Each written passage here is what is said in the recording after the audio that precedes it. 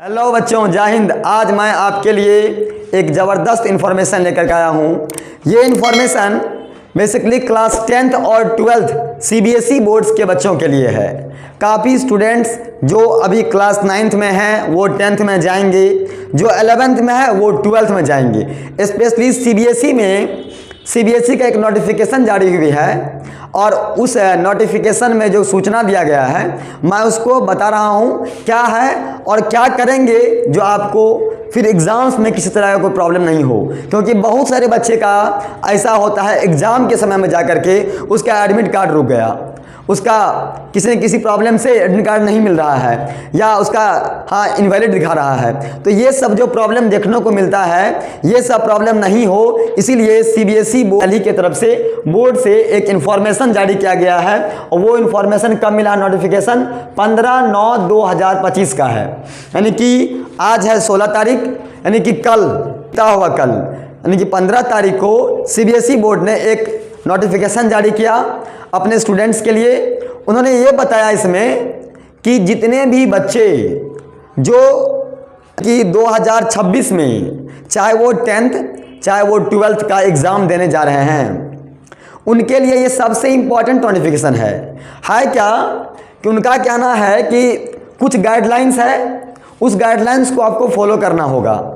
जो रूल्स है CBSE का उस रूल को फॉलो करना है। यदि आप उस रूल को फॉलो नहीं करते हैं तो आप एग्ज़ाम देने से वंचित हो जाएंगे, आप एग्ज़ाम में अपीयर नहीं हो पाएंगे, आपका एडमिट कार्ड आपको नहीं मिल पाएगा, बहुत सारा प्रॉब्लम हो सकता है आपको। इसीलिए आप देख लीजिए, समझ लीजिए और आप अपने दोस्त को भी बता दीजिएगा, इन्फॉर्म कर दीजिएगा क्या इन्फॉर्मेशन है क्या। पहला कह रहा है इनमें क्या, class 9th and class 10th are 2 year program course. Class 9th और क्लास 10th का जो कोर्स है ये CBSE का कहना है कि क्लास 9th एक अकेला एग्ज़ाम नहीं है, क्लास 9th और क्लास 10th दोनों मिला करके 2 इयर्स का ये प्रोग्राम कोर्स है, यानी कि 2 साल का ये कोर्स है। यानी कि जो बच्चे क्लास 9th में पढ़ रहे हैं उससे और वही बच्चे क्लास 10th में भी एग्ज़ाम देंगे, जो बच्चे क्लास 9th में पढ़ रहे हैं वही बच्चे क्लास 10th में एग्ज़ाम देंगे, और जिनका क्लास 9th में रजिस्ट्रेशन हो गया है वही बच्चे क्लास 10th के लिए फॉर्म भर सकते हैं, अन्यथा दूसरे बच्चे को अलाउ नहीं किया जा सकता है। दूसरी बात, पहला बात। दूसरा बात और बोला क्या, all subject should have the study for the 2 years students becomes eligible for the appearing in the examination. कहने का मतलब जितने भी सब्जेक्ट्स आपने क्लास 9th में पढ़ा, यदि मान लीजिए कोई स्टूडेंट्स है वो क्लास 9th में पढ़ा क्या, उसमें पढ़ा maths, science, SST, Sanskrit, Hindi, otherwise मानिए कोई एक ऑप्शनल सब्जेक्ट ले लिया, तो वो जो क्लास 9th में ले लिया एक बार उसको वही सब्जेक्ट को क्लास 10th में भी पढ़ना होगा। दूसरा कोई ऑप्शन नहीं है, किसी भी कंडीशन में आप चेंज नहीं कर सकते हैं सब्जेक्ट को, किसी भी परिस्थिति में सब्जेक्ट आपका नहीं बदलेगा, ना ही क्लास 12th में ना ही क्लास 10th में। 10th और 12th दोनों क्या है, 2 इयर्स प्रोग्राम कोर्स है। फिर उन्होंने बोला क्या, एज लाइक इसी तरह से क्लास 12th का भी है, यदि एक बार आपका 11th में जो रजिस्ट्रेशन हो जाएगा वही आपको क्लास 12th में भी पढ़ना होगा और आपको उसी पेपर का एग्ज़ाम दे करके पास करना होगा। दूसरा बात उन्होंने बताया क्या कि to have the minimum 70% attendance, यानी कि बच्चों के लिए ये नेसेसरी है, जो भी स्टूडेंट्स क्लास 10th और 12th का एग्ज़ाम देंगे उनके लिए ये बहुत ज़्यादा ज़रूरी है कि उनको कम से कम स्कूल में क्लास 10th और क्लास 12th में 75% अटेंडेंस होना ज़रूरी है। यदि 75% से कम आपका अटेंडेंस हो रहा है तो आपको एडमिट कार्ड नहीं मिलेगा। तो आप समझ लीजिए कि मेरा अटेंडेंस किसी भी कीमत पे, चाहे क्लास 10th में या क्लास 12th में, मिनिमम आप 80% अपना कर लीजिए। आप अपना अटेंडेंस को कम से कम 80% कर लीजिए, जैसे भी हो क्लास करके स्कूल जा करके आप अपना अटेंडेंस को 80% कर लीजिए, नहीं तो फिर आपको 2026 के एग्ज़ाम में आपको प्रॉब्लम हो सकता है। इसलिए आप अभी ही अपना अटेंडेंस को पूरा कीजिए। अगला पॉइंट में कहा गया क्या, CBSE internal assessment is compulsory CBSE का जो इंटरनल असेसमेंट होता है, इंटरनल एग्जाम्स, यानी कि सीबीएसई यदि मानिए आप मैथ्स का क्लास 10th या क्लास 12th में मैथ्स का एग्ज़ाम देते हैं, हिस्ट्री का देते हैं, चाहे आप साइंस का देते हैं, इकोनॉमिक्स का, अदरवाइज किसी भी सब्जेक्ट का, तो 100 मार्क्स का एग्ज़ाम होगा। उस 100 मार्क्स में है क्या, उसमें से 80 मार्क्स का एग्ज़ाम लेती है बोर्ड, 80 मार्क्स का एग्ज़ाम होता है बोर्ड से, और 20 मार्क्स का आपका है प्रैक्टिकल। तो ये 80 मार्क्स तो आपका बोर्ड एग्ज़ाम है, ये बोर्ड ओरिएंटेड एग्ज़ाम है, पर ये 20 मार्क्स जो आपका है यही आपका इंटरनल असेसमेंट है, यही आपका इंटरनल असेसमेंट है। तो आपको करना क्या है, यह इंटरनल असेसमेंट जो मेरा एग्ज़ाम है 20 मार्क्स का, लिखा इट इज़, ये CBSE internal assessment is a compulsory. हाँ, ये बच्चों के लिए ये 20 मार्क्स का एग्ज़ाम देना कंपलसरी है, सबके लिए, चाहे वो क्लास 10th के हैं, चाहे वो क्लास 12th के हैं। If students does not attend school, internal assessment can not be done. यदि कोई भी स्टूडेंट्स इंटरनल एग्ज़ाम्स में अटेंड नहीं कर पाए स्कूल, तो वह बच्चे को बोर्ड्स एग्ज़ाम में प्रॉब्लम होगा। आपको किसी भी कीमत पे, किसी भी परिस्थिति में आपको स्कूल का इंटरनल एग्ज़ाम्स, चाहे वो आपका प्रैक्टिकल वर्क हो, चाहे वो आपका थ्योरी एग्ज़ाम्स हो, चाहे जो भी स्कूल्स में एग्ज़ाम होते हैं, चाहे प्रोजेक्ट वर्क हो, उसमें आपको अपीयर होना है, नहीं तो फिर आप बोर्ड एग्ज़ाम्स में आप अपीयर नहीं हो पाएंगे। यदि आप यहाँ पे डिसअपीयर हुए तो वहाँ पे आप अपीयर नहीं हो पाएंगे। इसलिए आपको यहाँ पे स्कूल का इंटरनल असेसमेंट एग्ज़ाम्स में आपको अपीयर होना है। नेक्स्ट पॉइंट में क्या कहा गया है, CBSE offered additional subjects. CBSE एक चीज़ और ऑफर करती है बच्चों को एडिशनल सब्जेक्ट के लिए। एडिशनल सब्जेक्ट कहने का मतलब जो भी स्टूडेंट्स है, मैक्सिमम स्टूडेंट तो 5 सब्जेक्ट पढ़ते ही हैं। 5 सब्जेक्ट कहने का मतलब कि मैथ्स, साइंस, इंग्लिश, हिंदी और एसएसटी, ये तो कंपलसरी है। हिंदी के जगह पे कोई बच्चे संस्कृत पढ़ते हैं, ये तो कंपलसरी सब्जेक्ट है, ये सब्जेक्ट कंपलसरी है। हाँ, लेकिन यदि कोई बच्चा चाहता है कि नहीं हम एक कुछ एक्सटर्नल एडिशनल सब्जेक्ट भी लें, जैसे आईटी ले लिया, एआई ले लिया, म्यूजिक ले लिया, है ना, अदरवाइज इस तरह से बहुत सारा सब्जेक्ट है, फिजिकल एजुकेशन ले लिया, एथलेटिक्स, बहुत तरह तरह के सब्जेक्ट्स हैं सीबीएसई में। आपको जो भी सब्जेक्ट लेना हो आप ले सकते हैं। और वो भी इस बार से एक चीज़ और है कि आप एडिशनल सब्जेक्ट में मिनिमम 2 ले सकते हैं। आप 2, मैक्सिमम 2 ले सकते हैं, और मिनिमम आप ले सकते हैं 1। मैक्सिमम आप 2 सब्जेक्ट लीजिए, मिनिमम आप 1 सब्जेक्ट लीजिए, आप ले सकते हैं। और उसमें भी कंडीशन दिया गया है कि यदि आप वो सब्जेक्ट लेते हैं तो आपको उसमें पास करना होगा, अन्यथा आप फेल घोषित कर दिए जाएंगे।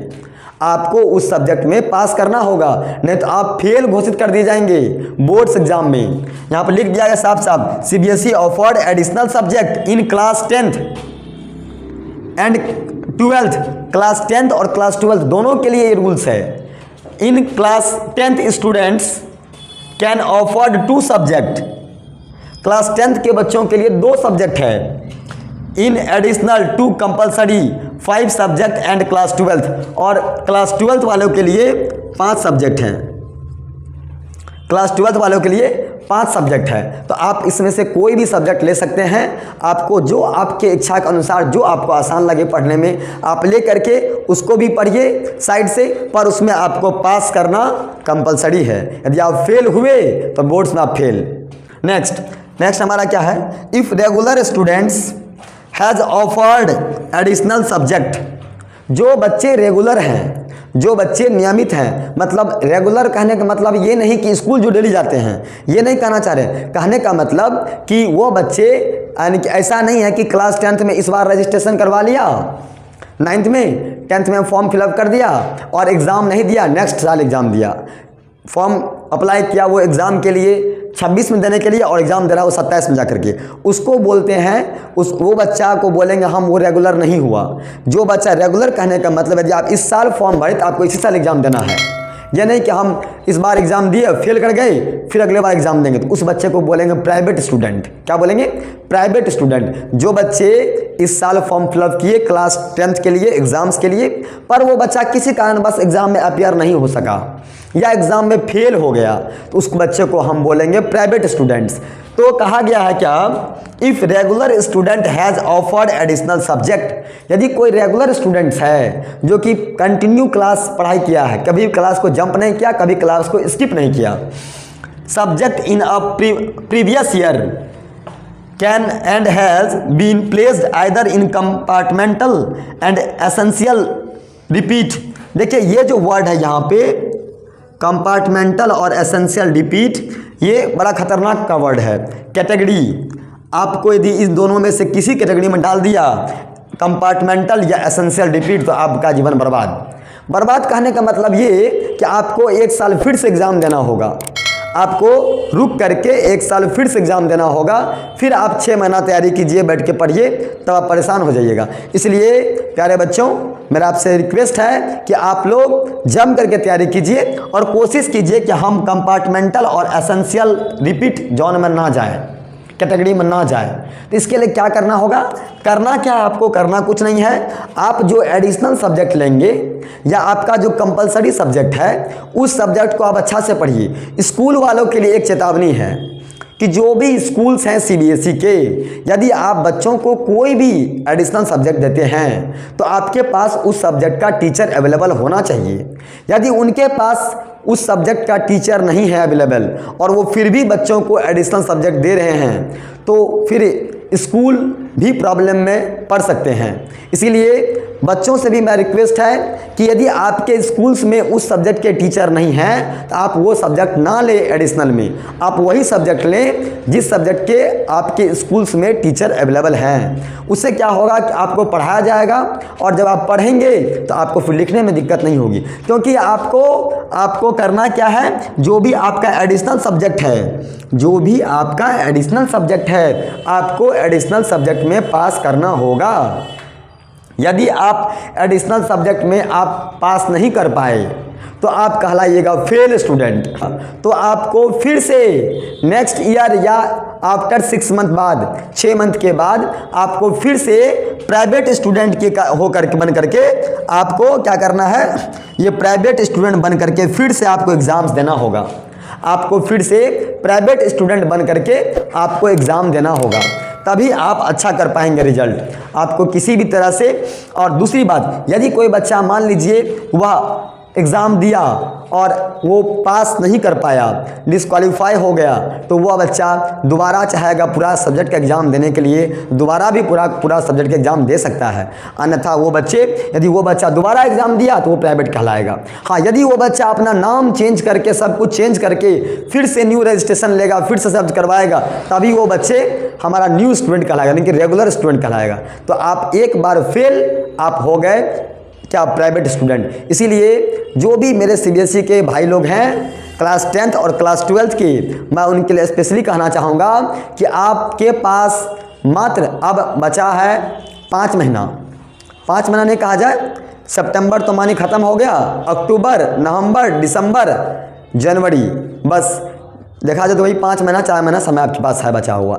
इतना ही दिन में आपको पढ़ करके अच्छा से अपना सारा सब्जेक्ट को कवर कर लेना है, तैयार कर लेना है बोर्ड्स के लिए। और इन सभी समस्या से यदि आप पूरा परेशान हैं, आप चाहते हैं कि आपका बेहतर से बेहतर तैयारी हो सके, बेहतरीन अच्छा सा कंटेंट तैयार कर सके एग्ज़ाम्स के लिए, तो मैं आपको इस चैनल के माध्यम से, ग्रो विद सुमन सर के माध्यम से, मैं आपके लिए एक ज़बरदस्त का जो कोर्स है अपना कंप्लीट चैप्टर वाइज मैथ्स का, साइंस का, आपको इस चैनल के माध्यम से पढ़ाया जाएगा। और आप अपने दोस्त को भी शेयर कीजिए, उनको भी ये इन्फॉर्मेशन दीजिए, उनको भी ये बताइए और शेयर कीजिए, लाइक कीजिए, सब्सक्राइब कीजिए। थैंक यू बच्चों, धन्यवाद।